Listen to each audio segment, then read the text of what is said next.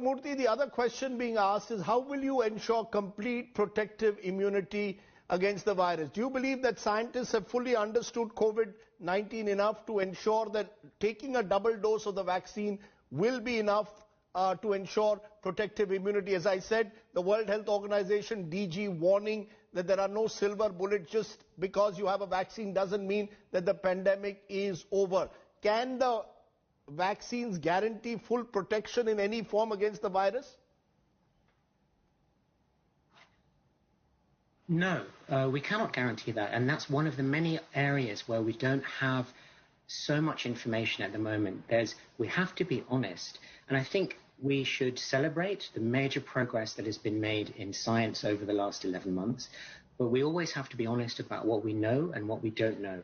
What we know is advancing very rapidly. We're gaining information every week about how long antibodies last and what the risks are for individuals in different situations, but we do not know how long the immunity for after vaccination is going to last, and we don't know how complete it is. And if I can just add on the equitable access side, as I think everyone knows, I hope, we have a major initiative from WHO called the COVAX facility, part of something called the Act A Accelerator, because our Director General has made it clear that we have a major focus on ensuring equitable access. And so the COVAX facility is a way where countries can pool resources so that in addition to supporting their own populations, we can ensure that at a global level there are pooling of risk and pooling of resources. And we think it's going to be critical that additional resources are found for this multilateral equitable access initiative. A final question, Dr. Moorthy, is that World Health Organization is using many different, is that vaccine manufacturers are using many different platforms. There's the protein vaccine, there's the mRNA vaccine of Pfizer, the viral vector vaccine of Oxford AstraZeneca.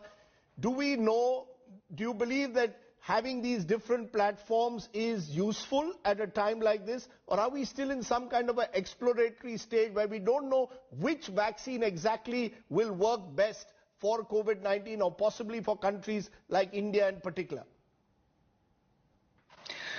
So that's a very good question. Clearly, we need as many different vaccines that are high quality, safe and effective and possible to deliver as possible. The answer is not going to come from one or two vaccines because there is no scenario where there will be enough supply anyway of one or two vaccines. So that's number one message. We need a basket of vaccines.